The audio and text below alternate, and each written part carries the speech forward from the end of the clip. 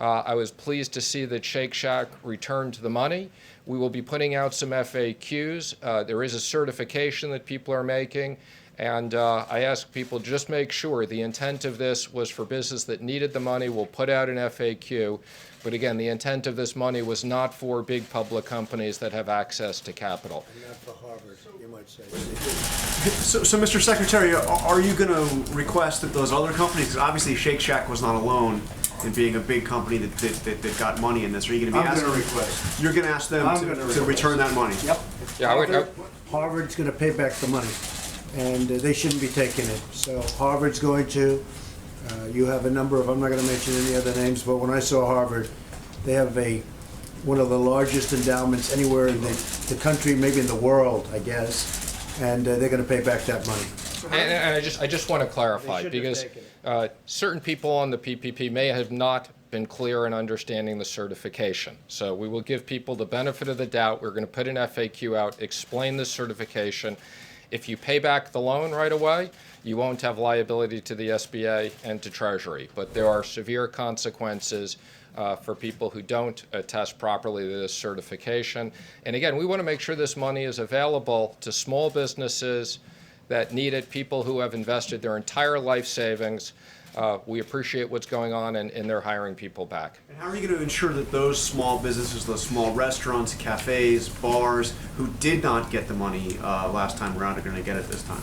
Well, as I said, there are a million of these companies that did get it that are very small. We're working with the banks. We're extremely pleased that the small banks did great. 20% of the loans were made by banks of $1 billion and less, 60% by 20 billion and less, and the big banks also. We want everybody to participate. There's now a lot of money back in the program, and we look forward to all these small businesses getting access to funds. Brett, it's great to see you here. Thank you, Mr. Secretary. Do you estimate how long this is going to take? That other pot of money obviously went quickly. Do you assume this is going to go quickly as well? Well, let me just say, we're pleased with the success of this program and how quickly this got up operationally. We've put out more money in these SBA loans than in the last 10 years of SBA. So I want to thank all the banks that have worked really hard. We knew that when we passed this originally, if there was full takeout, we wouldn't have enough money. That's why we've worked with Congress for more money. And this is going to, we've already impacted about 30 million workers. There'll be a lot more. So we look forward to this having a big impact on the economy.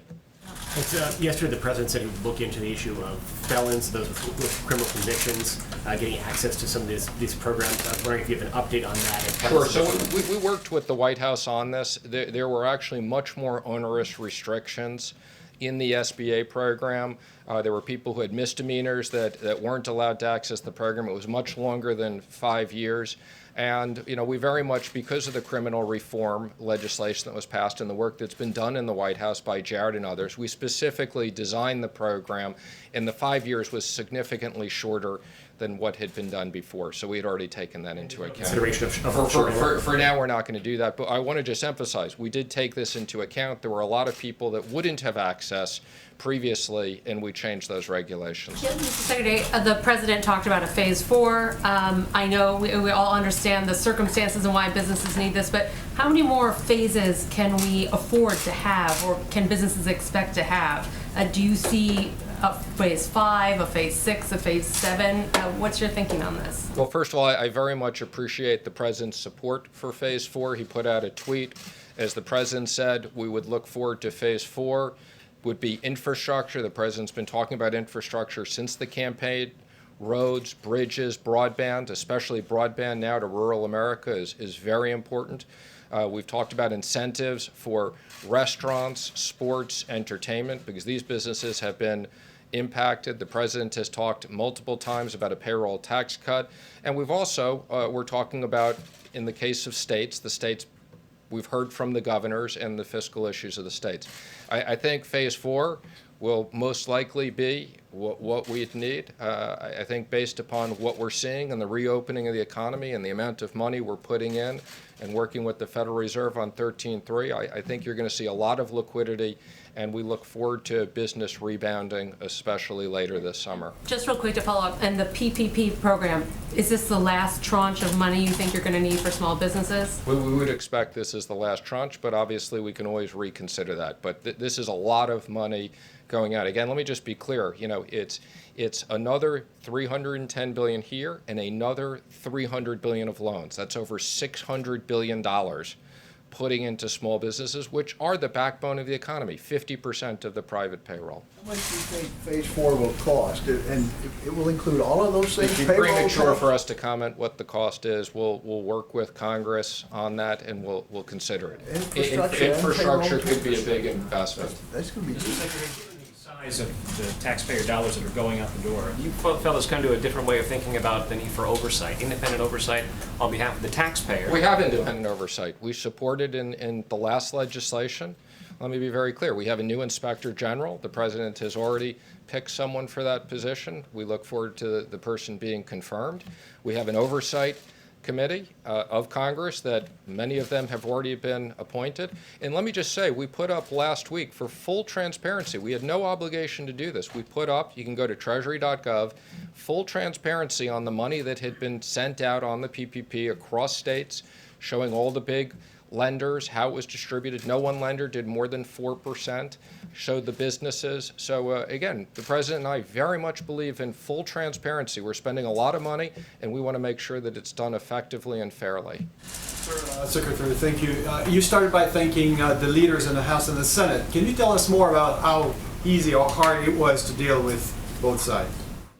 Well, we've been working around the clock. I think there's been very good bipartisan support to get this done. The Congress is coming together, understanding the importance of this, and we've been working around the clock for days. So this is important legislation. It was a lot. We spoke to a lot of people. Mark Meadows has been fantastic, as I said. It's great to have him here in the White House. I couldn't have done this without him working on this with me, and the president and vice president have been available to us around the clock. So this was a big team effort. Collaboration of the Democrats? Absolutely. We couldn't have done this today without unanimous consent and the Democrats being on board, and we look forward to this being passed on a bipartisan basis tomorrow. This is a real example of the country coming together to fight this virus. What is your best understanding of what Mitch McConnell wants from an infrastructure package? Again, I think we're not at the point of designing that. Like every other bill, we will work with senators on both sides on a bipartisan basis. I can tell you there's a lot of support, particularly for things like broadband and especially what's going on today. But the president has talked about, I was on the campaign with the president. We've been talking about bridges and tunnels and rebuilding this country for years. So the president wants to make a big investment in this. What does Mitch McConnell? Mr. Secretary, what will we see the $17 billion portion of CARES reserved for companies deemed critical for national security? And also, will oil companies fit into that at all, per the president's tweet? So we're in the process of putting out guidance. That part was really designed for national security companies that are either major suppliers to the Department of Defense or companies that have top secret clearance. So that national security provision was very clear when we did that. The president has asked me to work with the Secretary of Energy.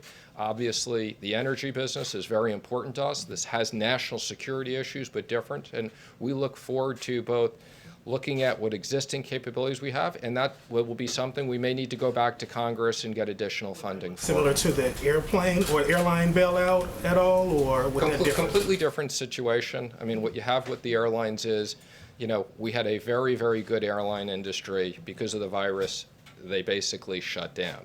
We have a situation now with the oil business, partially because of the virus, for less demand, but partially also because of too much supply. But, the president is determined. We want to maintain our energy independence, and the president has asked me to look at all of our options, and we're doing that. Obviously, it's a pretty extraordinary situation where you saw the front month of oil futures trade negative.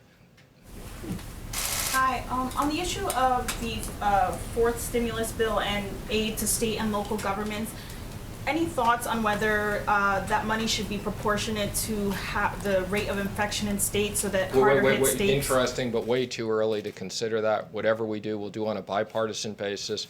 The president has listened to the governors. I've had the opportunity to be on multiple video conference calls with the president and the vice president. We're reaching out to a lot of people. There's a lot of states that have been impacted, but way too early to figure out that level of design.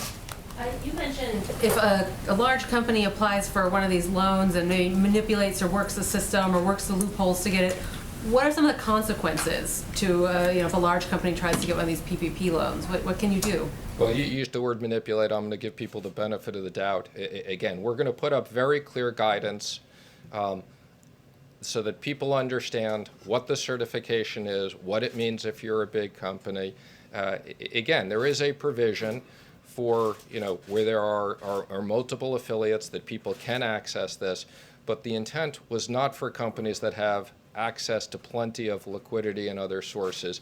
And again, if to the extent these companies didn't understand this and they repay the loans, that will be okay. And if not, there'll be potentially other consequences. Can you talk about what those consequences could be? Again, you can look at the certifications. They're quite significant. Do you have an estimate how many jobs have been saved with all the money that's gone out in PPP so far? Well, I can tell you the PPP so far is over 30 million jobs. And again, that doesn't account for other money that we've sent out. And again, we're very pleased. The direct deposits have gone out. We've started sending out the checks. We're also going to be supplementing our capability and sending prepaid debit cards so we can get money out quickly to people. So everything that the president has had us working on is providing significant stability in the economy while we're dealing with this difficult time when, for medical reasons, we've closed down major parts of the economy. Thank you very much. That was a very nice question. Very good. Thank you, Thank you, Mr. Steve. President. See you later. That was a nice question, actually. It's a good question, too. So the noble fight against the invisible enemy has inflicted a steep toll on the American workforce. As we all know, millions of Americans sacrificed their jobs in order to battle the virus and save the lives of our fellow citizens.